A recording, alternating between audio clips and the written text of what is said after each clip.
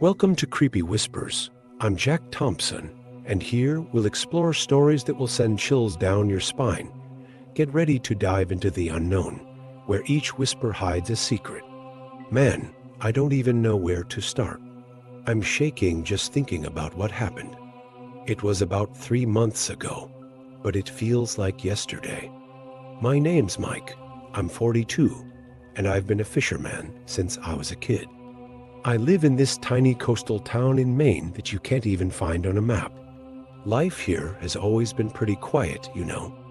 Wake up early, get on the boat, and head out to sea. Sometimes the fishing's good, sometimes it's not, but we always made it work somehow. Me, my brother Tom, and our buddy Dave, we made one hell of a team. We knew every inch of these waters like the back of our hands. Or at least we thought we did. It was a Wednesday. The day dawned kinda weird, with this low fog covering everything. It was hot as hell, even though it was only 5 in the morning. We were on the boat, heading to our usual spot, when Dave started acting strange. He kept looking at the horizon with this scared look on his face, like he'd seen a ghost or something. "You guys hearing that?" he asked. Tom and I got quiet, trying to listen. At first, I didn't hear anything, but then, Jesus, it was a sound that sent chills down my spine. It sounded like whispering, but you couldn't make out what it was saying. It was like it was coming from everywhere and nowhere at the same time. The worst part is, it seemed like it was calling to us, you know? Like it knew our names. We just stood there, looking at each other, not knowing what to do. Tom, who's always been the bravest of us, said we should investigate. He pointed to a small island about a mile off the coast.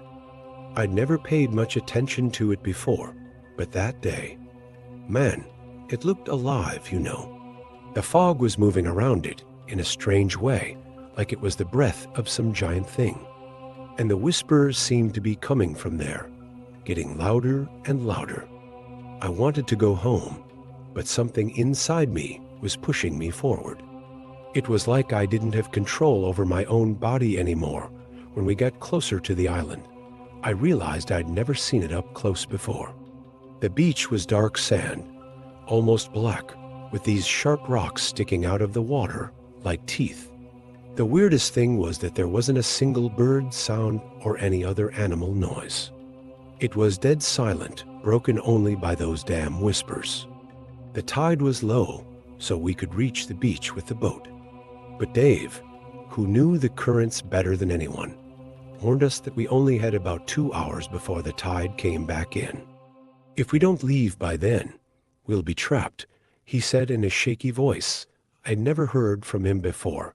We tied the boat to a rock and got off on the beach. Man, that sand. It felt like it was sucking our feet in. Every step was an effort, like the island itself didn't want us there. Tom went first, holding this old flashlight we always kept on the boat. The light was shaking in his hand, casting weird shadows on the rocks. As we went deeper into the island, the vegetation got thicker. It wasn't normal plants, though. They were these twisted, contorted things with leaves that seemed to have pulsing veins. I swear, I saw one move when we passed by, like it was trying to grab us. The whispers got louder. Now you could hear loose words, but in a language I'd never heard before. It was guttural, ancient. Made my stomach turn just hearing it. Dave was almost freaking out, muttering that we should go back.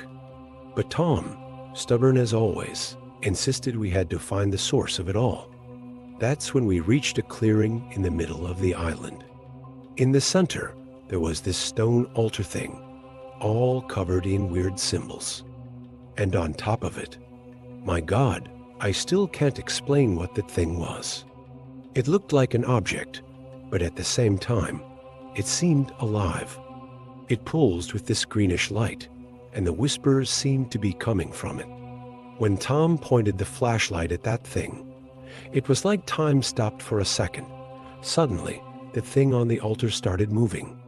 It wasn't just the light pulsing. It was like it had tentacles or something unfolding. Tom, idiot that he is, took a step forward to look closer. That's when things got really crazy. One of the tentacles, or whatever it was, stretched out in a quick movement and grabbed his arm. Man, the scream Tom let out. I'll never forget it. It was pure terror. Dave and I ran to try and help, but it was like our legs were moving in slow motion.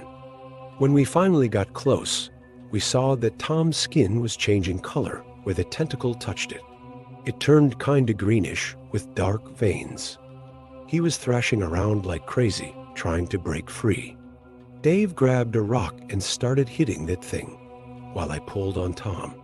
The noise that thing made when we finally managed to get him loose. It sounded like a scream, but it wasn't human. It was like the whole island was screaming in pain. The trees around us started shaking, even though there was no wind. The ground trembled, and we heard the sound of water. Shit, the tide was coming in, and much faster than it should have. We didn't think twice. We ran out of that clearing like the devil himself was chasing us. And thinking about it now, maybe he was. Tom could barely walk. We had to practically carry him. The plants seemed to have come to life, trying to grab our feet and legs as we ran. The whispers had turned into screams now, echoing all over the island. It was like thousands of voices were screaming at the same time, in a language no one understood. When we finally reached the beach, our hearts nearly stopped. The water had already risen a lot, covering almost all the sand. Our boat was rocking violently, the ropes almost breaking on the rocks. Dave, who was always the fastest of us, jumped into the water and swam to the boat. I stayed behind with Tom, who was getting paler and colder by the second. The skin on his arm where that thing had touched him was now covered in some kind of greenish moss that seemed to be spreading. Man, I've never been so scared in my life. The water was already up to our waists when Dave managed to bring the boat closer. With superhuman effort, we managed to throw Tom into the boat. I jumped in right after, almost slipping on the wet edges.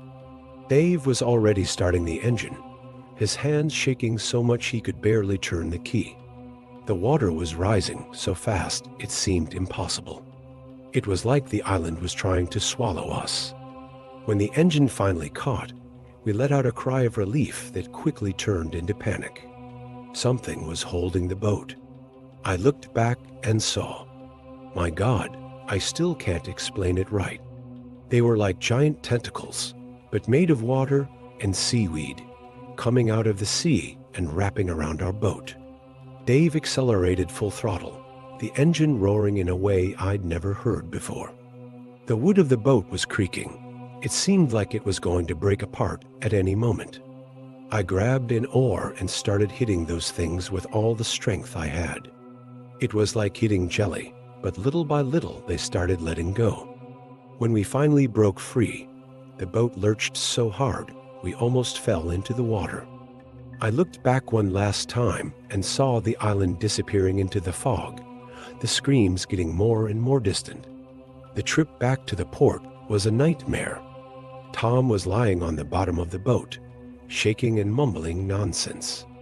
That weird moss on his arm seemed to have stopped growing, but the skin around it was a color I'd never seen on a human being. Dave was driving the boat like a madman, looking back every 5 seconds as if expecting to see those water tentacles chasing us. Me. I just sat there, paralyzed, trying to process what had happened. The fog gradually dissipated, and when we finally saw the port, I almost cried with relief. It's been 3 months since that day, and things have never been the same. Tom was hospitalized for weeks, the doctors not understanding what had happened to him. That moss simply disappeared after a few days, but he still has terrible nightmares. Dave refuses to go back to sea, says he's hung up his fisherman's boots for good. Me? Well, I still fish, but never alone and always far away from that area. Sometimes when the wind blows in a certain way, I swear I can still hear those whispers. Nobody believes our story, of course. They say it was intoxication from some poisonous algae or something. But I know what I saw. And every time I look at the horizon and see that island there, hidden in the mist, I feel a chill down my spine. Because now I know there are things in this world that we simply shouldn't mess with. Ancient, evil things that are better left sleeping in the depths of the sea. I never imagined that a simple walk on the beach could change my life forever. I've lived for years in this small coastal village, a quiet place where everyone knows each other and days pass without major events. But that Saturday afternoon, something strange started happening to me and other residents. It all began when I decided to take a stroll along the strip of sand near the rocks, an area we always avoided for being more isolated and dangerous. I needed to clear my mind after a stressful week at work, and I thought the sound of the waves would help me relax. As I walked, I began to feel a strange sensation, as if something was watching me. The air seemed heavier, and a metallic smell invaded my nostrils. Suddenly, I realized I was walking in circles, unable to orient myself properly. My heart raced, and cold sweat ran down my forehead. I tried to calm myself, telling myself it was just fatigue, but something inside me screamed that something was wrong. That's when I noticed a strange glow coming from the water, near the rocks. It looked like an underwater light, pulsing in a hypnotic rhythm. Without realizing it, I found myself walking towards that point, as if an invisible force was pulling me. When I came to my senses, I was knee-deep in water, still fixated on that mysterious light. It was then that I heard a scream coming from the beach. It was Mrs. Thompson, an old lady who lives near my house. She was agitated, frantically waving for me to come back. Her face was contorted in an expression of sheer terror. That snapped me out of my trance, and I began to walk back to the sand, feeling as if I was moving in slow motion. When I finally reached the beach, Mrs. Thompson grabbed me by the shoulders, trembling. "You can't go there," she said, her eyes wide. "It's dangerous. Haven't you seen what happened to Mike?" I was confused. Mike was a local fisherman, known for his calm and friendly personality. What could have happened to him? Mrs. Thompson continued, her voice low and shaky. "He went swimming in that area 2 weeks ago. Since then, he hasn't been the same. He keeps repeating the same actions all day, as if he's stuck in a loop. And it's not just him. 3 more people in the village are like that." I felt a shiver run down my spine. How had I never heard about this before? And why did I feel so strange after getting close to that water? Still stunned by Mrs. Thompson's revelation, I decided to go home. On the way, I noticed something strange. My right hand wouldn't stop making a repetitive movement, as if turning an invisible doorknob. I tried to stop, but it was as if my fingers had a will of their own. An icy fear settled in my chest. Was I also being affected by whatever that was on the beach? When I got home, I immediately called my friend Ryan, who works at the local health clinic. I explained what had happened and asked if he knew anything about these strange cases. There was silence on the other end of the line before Ryan answered, his voice tense. "Look, I shouldn't tell you this, but in recent weeks we've been receiving several patients with unusual symptoms, compulsive behaviors, selective amnesia, even personality changes. And they all have one thing in common. They've been to that part of the beach." My heart raced. What the hell was happening in our small community? I couldn't sleep that night. I tossed and turned in bed, my mind a storm of theories and fears. The movement in my right hand had stopped, but now I felt a constant itch at the nape of my neck, as if something was crawling under my skin. When the sun finally rose, I decided I needed to investigate further. I grabbed my camera and snuck out, determined to return to that part of the beach and document anything out of the ordinary. The sky was cloudy, and a dense fog hung over the water, giving the beach a sinister atmosphere. As I approached the area where I had seen the strange light, I noticed something I hadn't seen before: a series of marks in the sand, forming complex geometric patterns. It seemed impossible that this could be the work of nature. I started taking photos frantically, my heart pounding in my chest. That's when I heard a low, almost imperceptible hum coming from the direction of the sea. I looked at the water and saw that underwater glow again, but this time it seemed more intense, pulsing in a rhythm that made my head throb. Hypnotized by the pulsating glow, I took a few steps towards the water. My mind screamed for me to retreat, but my body seemed to have a will of its own. It was then that I felt a hand on my shoulder, pulling me back abruptly. It was old Pete, a retired ex-military man who lived as a recluse on the outskirts of town. His eyes were wide with fear and urgency. "Kid, you have no idea what you're messing with," he whispered, looking nervously around. "Come with me now." Still dazed, I followed Pete to his house, a secluded cabin at the end of the beach. Inside, the walls were covered with maps, newspaper clippings, and chaotic notes. Pete locked the door and started talking rapidly. "I've been investigating this for years. It started with secret military experiments in the 70s, something about mind control and manipulation of human behavior. They used water as a conductor, contaminating specific coastal areas. I thought it was over, but now," he paused, swallowing hard. "Now it seems someone has resumed the project, and the effects are even more intense." My mind was spinning with this information. Was it possible that our small community was the victim of some sinister experiment? As Pete continued to explain his theory, I felt a wave of nausea hit me. The itch at the nape of my neck had turned into a sharp pain, and my vision started to blur. I tried to focus on his words, but it was as if they were reaching me through a tunnel. "They're using some kind of advanced technology," Pete was saying, his voice sounding distant. "Electromagnetic waves, maybe, or something even more complex. This explains the compulsive behaviors, the strange lights." Suddenly, a deafening noise erupted from outside. It sounded like helicopters approaching. Pete ran to the window, his face pale with terror. "They've found us," he muttered. "You need to get out of here now." But I could barely move. My head was throbbing, and strange images were flashing before my eyes. Secret laboratories, men in suits, pulsating lights under the water. It was becoming difficult to distinguish what was real and what was hallucination. Pete dragged me out of the cabin, pushing me towards the forest. "Run," he shouted, "and don't look back." With wobbly legs and a whirling mind, I ran into the dense forest behind Pete's cabin. The sound of helicopters grew louder, mixing with the sound of my labored breathing and branches breaking under my feet. I don't know how long I ran, but when I finally stopped, exhausted, I realized I was completely lost.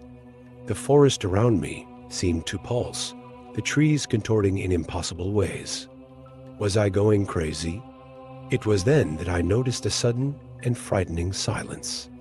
The helicopters, the birds, even the wind in the leaves, everything had ceased. And there, in the middle of the clearing where I stood, I saw a bluish light sprouting from the ground, identical to the one I had seen on the beach. Before I could react, the light intensified, enveloping me completely. I felt my body become light, my consciousness expanding and fragmenting at the same time. And then, nothing. I woke up 3 days later in my bed, with no memory of how I had gotten there. The town seemed normal. People acted as if nothing had happened. But the itch at the nape of my neck remains, as does the unsettling feeling that something fundamental has changed. To this day, I seek answers to what happened on that beach and in that forest. Sometimes, when I close my eyes, I can still see that pulsating blue light, calling me to a mystery that I may never be able to fully unravel. I never thought a routine dive could completely change my life and my view of the world. It was just another normal workday for me, a marine biologist conducting research in a remote area of the Pacific Ocean.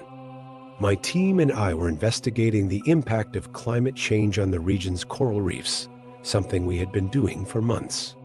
But on that cloudy morning with rough seas, something in the air felt different. Maybe it was just my imagination playing tricks, but I felt a strange tension, as if the ocean itself was warning us about what was about to happen. We dove as usual, following our pre-established route to collect samples and take measurements. Visibility wasn't the best due to the choppy waters, which made our work a bit more challenging. That's when I noticed something strange on the seabed, a shape that didn't fit the natural environment. At first, I thought it was just an unusual rock formation, but as I got closer, my heart started racing. It was a clearly artificial structure, covered in algae and corals, but with straight lines and angles that don't exist in nature. I signaled for my colleagues to approach, and I could see in their eyes through their diving masks the same astonishment I felt. What the hell was that? How had no one noticed this before in an area we supposedly knew so well? We approached cautiously, our flashlights illuminating the strange structure. It looked like some kind of abandoned underwater laboratory, with equipment corroded by salt water and covered in marine life. The most bizarre thing was that there was no official record of scientific experiments in that area. As we examined the site, a feeling of unease grew inside me. Something there wasn't right. The instruments, although deteriorated, seemed more advanced than anything I had ever seen in oceanographic research. And there were symbols and inscriptions on the walls that we couldn't decipher, in a language none of us recognized. We decided to explore a bit more, even with dive time running out. That's when I saw something that sent chills down my spine. Swimming near the structure was a school of fish I had never seen before. They had a grotesque appearance, with deformed bodies and eyes too big for their heads. Some seemed to have extra limbs as if they had undergone mutations. As a biologist, I knew that wasn't natural. I tried to get closer to photograph them, but the fish quickly dispersed, as if they feared contact. At that moment, my oxygen meter started beeping, signaling it was time to return to the surface. Reluctantly, I signaled the team and we began our ascent, my head buzzing with unanswered questions. Back on the boat, we could barely contain our agitation. We were all talking at once, trying to understand what we had just witnessed. Our expedition leader, Dr. Carvalho, an experienced oceanographer, was visibly disturbed. In 20 years of career, I've never seen anything like it, she said, running her hand through her graying hair. We decided to keep our discovery secret until we better understood what was happening. After all, who would believe us without concrete evidence? The photos we took were blurry and didn't clearly show what we saw. It was as if that place didn't want to be discovered. That night, as we reviewed our data in the ship's laboratory, something even stranger happened. Our equipment began to show inexplicable failures. The water temperature and salinity readings were completely out of normal patterns. And the scariest part, we detected above normal radiation levels in the area where we found the submerged structure. Would this explain the mutations in the fish? And what kind of experiment could cause such alterations? The more we investigated, the more questions arose. That's when I noticed something that gave me chills. In our underwater audio recordings, captured by hydrophones, there was a low-frequency sound, almost inaudible, but constant. It wasn't natural at all. It seemed more like a pulse, as if something at the bottom of the ocean was emitting a signal. The next morning, I woke up with a strange feeling. The sea, which had been rough the day before, was now inexplicably calm. A dense fog covered the water's surface, something unusual for that region. When we went up on deck, we noticed that the ship's navigation instruments were malfunctioning. The GPS couldn't fix our position and the compass was spinning wildly. The captain, an experienced man who had been sailing for decades, looked bewildered. "I've never seen anything like this," he muttered, looking worriedly at the foggy horizon. That's when I realized we couldn't hear any sounds of seabirds, which were usually abundant in that area. It was as if all life around us had simply disappeared. We decided to dive again, this time with a larger team and more equipment. As we prepared, I noticed everyone was tense, exchanging apprehensive looks. We descended again into the murky waters, the visibility even worse than the day before. As we approached the site of the structure, I felt a strange pressure in my ears, different from the normal pressure of diving. The mutant fish we had seen before seemed to have vanished, but there was something new in the environment, a bluish, pulsating luminescence that seemed to emanate from the ocean floor. It wasn't natural bioluminescence, I was sure of that. It was something more, artificial. When we finally reached the submerged structure, we were shocked. It seemed to have changed.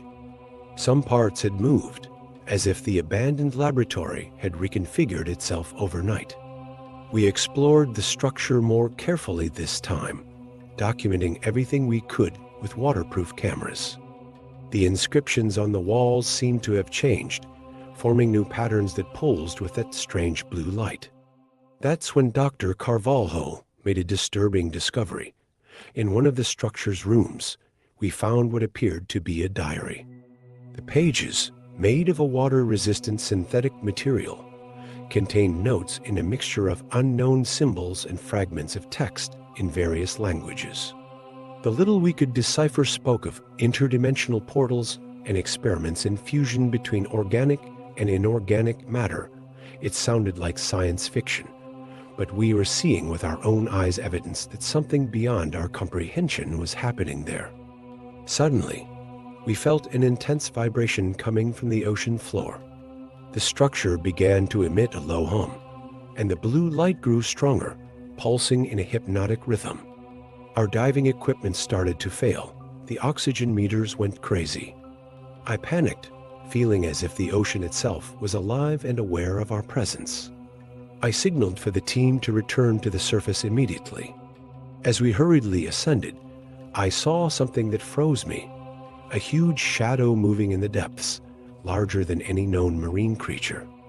I couldn't make out its exact shape, but I was sure it wasn't natural. When we finally reached the boat, we were breathless and in shock.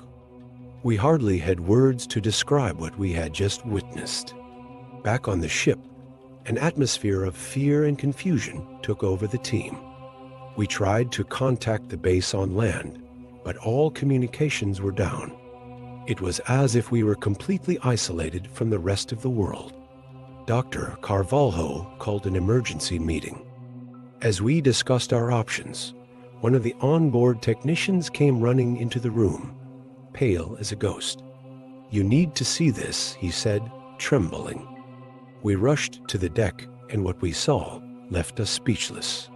The sky, previously cloudy, now displayed an aurora of impossible colors, green and purple mixing in patterns that defied physics.